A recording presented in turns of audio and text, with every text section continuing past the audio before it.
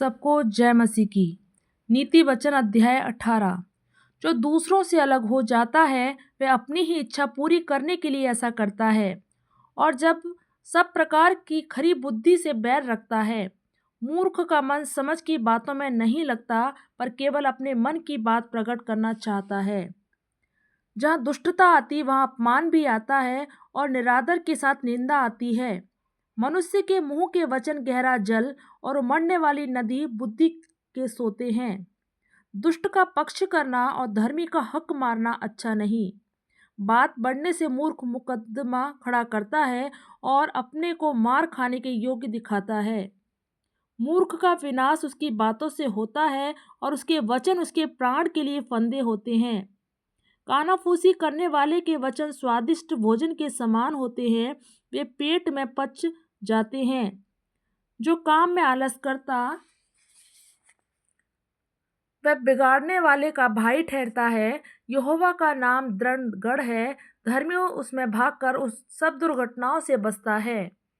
धनी का धन उसकी दृष्टि में गढ़ वाला नगर और ऊंचे पर बनी हुई शहरपनाह है।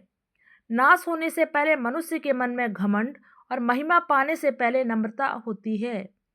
जो बिना बात सुने उत्तर देता है वह मूढ़ ठहरता और उसका अनादर होता है। रोग में मनुष्य अपनी आत्मा से संभलता है, परंतु जब आत्मा हार जाती है तब इसे कौन सह सकता है। समझ वाले का मन ज्ञान प्राप्त करता है, और बुद्धिमान ज्ञान की बात की खोज में रहते हैं। भेंट मनुष्य के लिए मार्ग खोल देती है और उसे बड़े लोगों के सामने पहुंचाती है। मुकदमे में जो पहले बोलता वही सच्चा जान पड़ता है, परंतु बाद में दूसरे पक्ष वाला आकर उसे जांच लेता है। चिट्ठी डालने से झगड़े बंद होते हैं और बलवंतों की लड़ाई का अंत होता है। चिढ़े हुए भाई को मनाना दृढ़ नगर के ले लेने से कठिन होता है, परंतु झगड़े राजभवन के बेड़ों के समान हैं।